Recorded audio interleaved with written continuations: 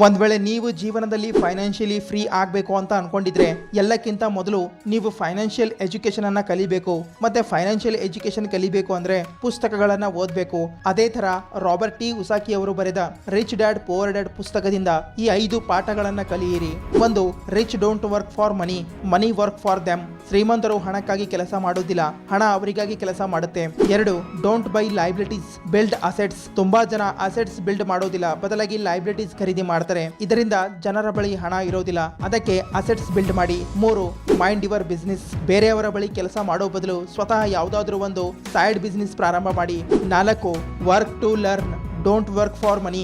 ನಿಮ್ಮ ಬಳಿ ಅದೆಷ್ಟೇ ಸ್ಕಿಲ್ಸ್ ಇರಲಿ, ನಿಮಗೆ ನಿಮ್ಮ ವಸ್ತು ಮಾರಾಟ ಮಾಡಲು ಬರೋದಿಲ್ಲ ಅಂದ್ರೆ ನೀವು ಯಾವತ್ತೂ ಶ್ರೀಮಂತ ವ್ಯಕ್ತಿ ಆಗೋದಿಲ್ಲ. ಅದಕ್ಕೆ ಮಾರಾಟ ಮಾಡುವ ಸ್ಕಿಲ್ಸ್ ಕಲಿಯಿರಿ. 5, ಓವರ್ಕಮಿಂಗ್ ಫಿಯರ್. ತುಂಬಾ ಜನ ಹಣ ಕಳೆದುಕೊಳ್ಳುವ ಭಯದಿಂದ ಏನೂ ಪ್ರಾರಂಭ ಮಾಡೋದಿಲ್ಲ, ಅದಕ್ಕೆ ಮೊದಲು ಈ ಭಯವನ್ನು ದೂರ ಮಾಡಿ. ಹಾಗೆ ಚಾನಲ್ ಅನ್ನ ಸಬ್ಸ್ಕ್ರೈಬ್ ಮಾಡಿ, ಇನ್ಸ್ಟಾ ಪೇಜ್ ಅನ್ನ ಫಾಲೋ ಮಾಡಿ.